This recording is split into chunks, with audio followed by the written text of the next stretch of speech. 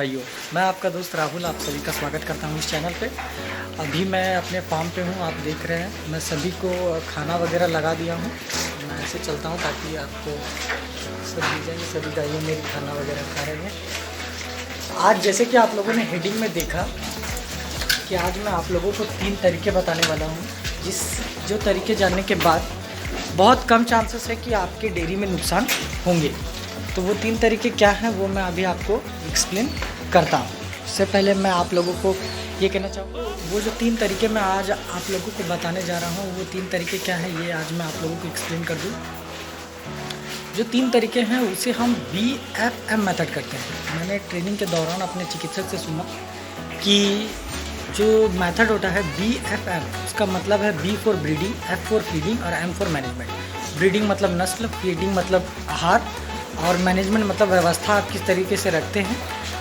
ये तीनों मेथड पर अगर आप फोकस करेंगे तो आपको डेयरी में नुकसान होने के चांसेस 90 से 96% नहीं होंगे। और मैं 4 या 5% इसलिए नहीं बोल रहा हूँ, हो सकता है आपके नसीब या फिर कुछ भी हो, बोल नहीं सकते हैं। तो शुरुआत करते हैं ब्रीडिंग। मैंने पहला बताया आपको ब्रीडिंग। आप कभी भी ब्रीडिंग पे अगर जाएं तो 5-6 किस्म की गायें होती हैं, जिसमें थारपारकर, देवनी, रेड सिंधी, साहिवाल और हरियाणा, ऐसे बहुत सारे देसी नस्ल भी हैं।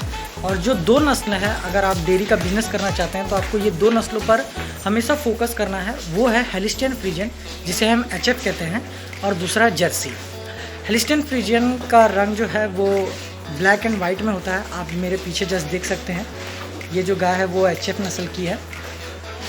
मुझे ये नहीं पता है कि ये प्योर है या फिर क्रॉस ब्रीड में है, बट ये तो HF है, क्योंकि इसका मिल्क मैं आपको कभी रिकॉर्ड करके दिखा दूंगा, 18 लीटर है। और दूसरा जो नस्ल है वो जर्सी, आप स्क्रीन पे देख सकते हैं। मेरे पास जर्सी के क्रॉस ब्रीड्स हैं, तो वो मैं आपको दिखाता हूँ। आप ये देख सकते हैं, ये जो है ये जर्सी की क्रॉस ब्रीड है, आप देख सकते हैं। तो ये एक जर्सी की क्रॉस ब्रीड है, प्योर जर्सी नहीं है। जर्सी का स्क्रीन पे भी मैं आपको दिखा दूंगा कि जर्सी कैसे दिखती है। ब्राउन कलर की होती है और उसका जो थोड़ा सा फेस रहता है वो हल्का सा कर्व होता है। ये बातें हैं। तो मैं आपको बताना चाहूँगा कि ये 2 नस्ल जो है, अगर आप डेयरी का बिज़नेस करते हैं तो आपको ये 2 नस्लों पे हमेशा फोकस बनाए रखना है। और ये 2 ही नस्ल आप जा करके ख़रीदें और कोशिश करिए कि कम उम्र की गाय खरीदें, क्योंकि आप जब भी आप व्यापारी या फिर किसी बिज़नेस जो कर रहे हैं, गाय का लेन देन करते हैं, उनके पास जाते हैं तो कई बार ऐसा होता है कि वो गायों के दांतों को रेती मार देते हैं, जिस वजह से वो गाय के दांत आपको पता नहीं चलेंगे। तो ये बातें आप ध्यान रखिएगा, क्योंकि उससे मुझे नुकसान हुआ है और मैं नहीं चाहता कि आप लोगों को नुकसान हो। तो ये हमारी नस्ल हो गई। ये 2 नस्ल पर अगर आप ब्रीडिंग पे काम कर रहे हैं, आप ज़्यादातर कोशिश करिए कि जब भी आप गायों के प्रजनन कराएं, कहने का मतलब जब AI करवाएं आप, तब आप हमेशा इन 2 ही नस्लों का सीमन डलवाएं। अगर आपके पास ऐसी गाय है जिस तरह आप मेरे पीछे देख पा रहे हैं, तो आप इसमें प्योर HF की सीमन डलवा सकते हैं। उसकी दूध कैपेसिटी से उससे बढ़कर अच्छा सीमन डलवाकर आप इससे अच्छी बछिया ले सकते हैं। जैसे मैंने एक बछिया ली है, अभी बछिया को मैंने बाहर खोल रखा है, तो मैं वो बछिया को आपको दिखा दूंगा लास्ट तक। उसके बाद हम दूसरी बात करेंगे ब्रीडिंग के बाद फीडिंग। फीडिंग मतलब संतुलित आहार जो है भाइयों, वो बहुत ज़रूरी है। तो फीडिंग में क्या क्या आप दे सकते हैं ये मैं आपको बताऊंगा। जो नॉर्मल आप खाना देते होंगे वो तो ठीक है। सबसे पहले मैं आपको बात करूंगा कि दाना आप खुद से भी बना सकते हैं। गेहूं का दर्रा, उसके बाद चना, उसके बाद मकई का दर्रा, उसके बाद आप बेसन दे सकते हैं, उसके बाद आप चना का चुन्नी दे सकते हैं, उसके बाद आप लहर का चुन्नी दे सकते हैं। और लहर के चुन्नी के बाद आप मैं आपको कहूँगा, आप अगर अभी गर्मियों का मौसम आ रहा है तो आप गर्मियों के मौसम में आप गुड़ दे सकते हैं और ग्लूकोज डी दे सकते हैं। और ये सारी चीज़ें आपको मिक्स करके देना है। सारी नहीं, जितना आपसे हो पाए, लेकिन एक संतुलित आहार देना है। संतुलित आहार का मतलब ये नहीं है कि हम जितना ज़्यादा बहुत सारे वैरायटी दें। संतुलित आहार का मतलब ये होता है कि हम जो भी दें वो रेगुलर में दें, और उसमें जो है हमें जिस प्रकार हम लोग खाते हैं, जैसे मान लीजिए हमारा ही अगर आहार हम देखें तो दाल, चावल, सब्जी होता है। तो आप सब जानते हैं कि चावल में हमें कार्बोहाइड्रेट्स मिल जाते हैं और दाल में हमें प्रोटीन्स मिल जाती है और सब्जी में हमें मिनरल्स मिल जाते हैं। तो उसी प्रकार गायों को जो भी एक संतुलित आहार दें, उसमें मिनरल्स, प्रोटीन्स, फॉस्फोरस, कैल्शियम वगैरह हो, तो आप अच्छा मतलब उससे कम दूध भी मिल रहा है तो भी गाय की सेहत बनी रहेगी और उससे आप अगले बयान में अच्छा दूध ले पाएंगे। ये मेरा कहना है आप लोगों से। उसके बाद तीसरा जो पॉइंट आता है वो है मैनेजमेंट। तो मैनेजमेंट में आप क्या कर सकते हैं, व्यवस्था बहुत सारी चीज़ों की रखनी पड़ेगी, मैं पॉइंट्स में आपको बताऊंगा। पहला व्यवस्था आपको ये है कि आप गायों को अच्छे से नहलाएं, रोज़ नहलाएं। गर्मी का टाइम है तो आपको रोज़ नहलाना है।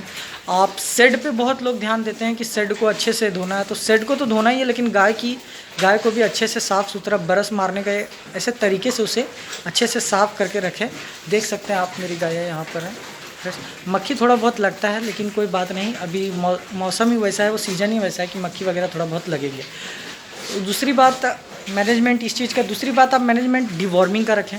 आप समय समय पे अपने गायों को कृमि का दवा दें। कोशिश करें कि हर 3 महीने में हम उसको कृमि का दवा दे सकें। अगर कोई गाय प्रेग्नेंट है तो आप उसे क्या बोलते हैं, प्रेगनेंसी सेफ इंजेक्शन भी दे सकते हैं कृमि के जो आते हैं। और आप इस तरह से अपने गायों को कृमि का बहुत ज़्यादा ध्यान रखना भाइयों, क्योंकि मेरे से एक गलती हुआ था, वो मैं अपना अनुभव में आपको बता देता हूँ कि मैंने इस गाय को, जो आप मेरे पीछे देख रहे हैं जस्ट पीछे, ये HF नस्ल की गाय है। इस गाय को मैंने कृमि का दवा जो है इसको AI करवाने से पहले मैं नहीं दे पाया था, और इसके वजह से जब इसको AI करवा दिया तो बहुत ज़्यादा तकलीफ़ हुई, क्योंकि इसको आफरा हो गया था। तो फिर आफरा में हम बहुत सारे इंजेक्शन नहीं दे पा रहे थे इसे, क्योंकि इसका आफरा थोड़ा बढ़ गया था। पर अभी ये फिट है और ठीक है आप लोगों की दुआ से।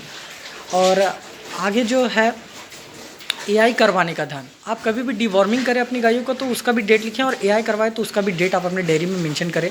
इस चीज़ का मैनेजमेंट होना चाहिए। कभी भी आप दूध का ओवर प्रोडक्शन नहीं करें, इस चीज़ का भी मैनेजमेंट होना चाहिए। मतलब आपका दूध जितना लोकल मार्केट या फिर होटल या जहाँ पर भी आप अपने दूध को सेल कर रहे हैं, जितना सेल कर रहे हैं उससे 10-15 kg एक्स्ट्रा होगा तो चलेगा, पर उससे ज़्यादा नहीं होना चाहिए भाई। क्योंकि ओवर प्रोडक्शन से क्या है, आप स्ट्रेस्ड हो जाएंगे कि हम दूध क्या करें, कैसे करें। तो जितना है उतना ही। और शुरुआत आप छोटे 2-4 गाय से आप बहुत अच्छे से शुरुआत कर सकते हैं, अच्छी नस्ल से शुरुआत कर सकते हैं। क्योंकि मैं आपको दिखा देता हूँ। जैसे आप ये मेरी गाय को देख सकते हैं, जो गोल कलर हम इसे कहते हैं, गोल कलर में है। ये जो है वो रेड सिंधी की क्रॉस ब्रीड है। इसका दूध 15-16 kg है, बट ठीक है। और ये जो गाय है, इसमें आप अगर शुरुआती दौर पर कुछ इस तरीके से गाय ले आएंगे तो आपको नुकसान होना पक्का है। इसलिए मैंने ये 3 मेथड बताया कि ब्रीडिंग और फीडिंग और मैनेजमेंट, ये बहुत ज़रूरी है। मैनेजमेंट इस चीज़ का भी आपके दिमाग में होना चाहिए कि हम गाय जो भी खरीदें वो अच्छी नस्ल की खरीदें। क्योंकि ये गाय मुझे तकलीफ़ तो नहीं दे रही है, बट इसका जो मिल्क है या प्रोडक्शन है इसका जो, वो बहुत कम हो गया है। और वो कम होना जायज़ है, क्योंकि ये एक देसी ब्रीड में कह सकते हैं इसको, ये गाय है। और ये सब भी हल्का हल्का क्रॉस ब्रीड और देसी ब्रीड से ही क्रॉस है। तो लेकिन ये सब गायों का क्या है, आप ज़्यादा दिनों तक मिल्क नहीं निकाल सकते। पर आप जर्सी क्रॉस में लेंगे या HF लेंगे तो इन सब गायों में आप बहुत आराम से दूध वगैरह लंबे समय तक आप ले सकते हैं। आशा करता हूँ कि आपको वीडियो अच्छी लगी होगी। अच्छा लगा होगा तो लाइक ज़रूर कर दीजिएगा और हमारे चैनल को सब्सक्राइब करके हमारा उत्साह ज़रूर बढ़ाइएगा। धन्यवाद भाइयों।